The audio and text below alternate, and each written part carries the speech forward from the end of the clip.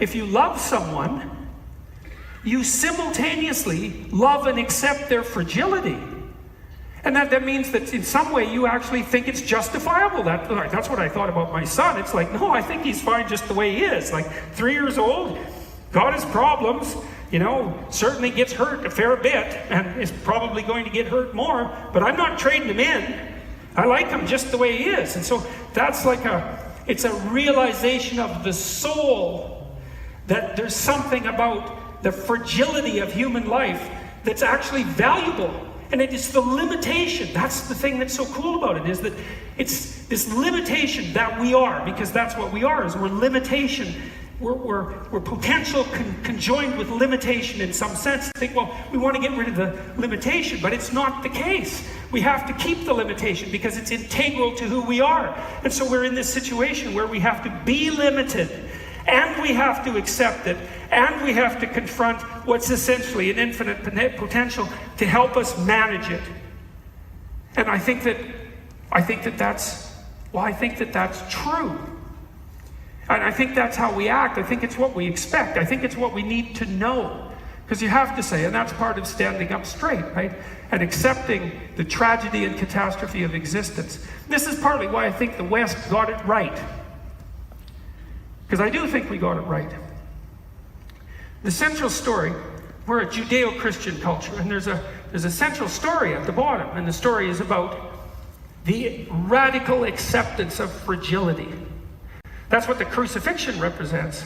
The fact that that's a voluntary act. And it's about everybody. That's the thing. It's about everybody. It's that, well, you're going to die. You're going to be betrayed. Those are going to happen. And so you can either shrink from that and maybe envelop yourself in bitterness and hatred. And no wonder, no wonder. Or you can say, bring it on. Bring it on.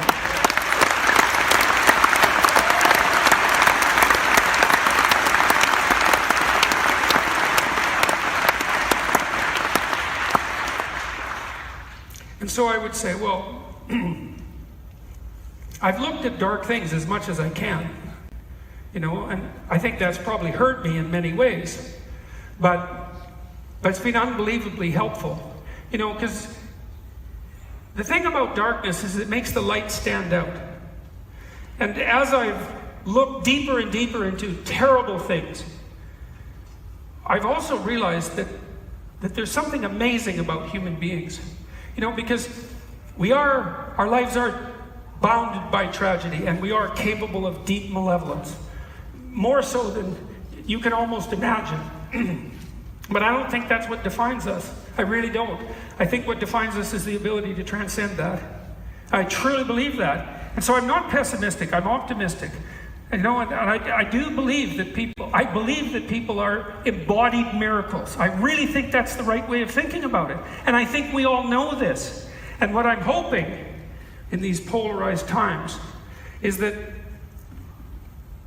we return to that realization, and that we adopt the responsibility of full individual being as an antidote to, idiot political polarization, but also as an impetus for us all to move forward into the future.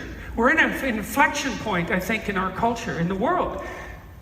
Things are opening up in front of us that have never opened up before. It's very dangerous. Our technological prowess is very dangerous, and things could go very dreadfully wrong. But I don't think they have to. I think they could go extraordinarily right. And I think that each of us, I do believe this, that every single person sitting here, and every single person there is, but every single person sitting here plays a key role in that decision. We're all part of it. We're deeply networked. We all influence everyone else. And we are these divine centers of consciousness that are separate but united at the same time. And the decisions that each of us make as individuals are far more important than we realize. Our lives are ultimately meaningful, I think. And that we do decide whether by our actions we're going to bring a worse or a better cosmos into being. And I would say that we should dispense with our resentment and our bitterness, despite the fact that we have every reason for it, and stand up and face things forthrightly and speak the truth and make the world a better place.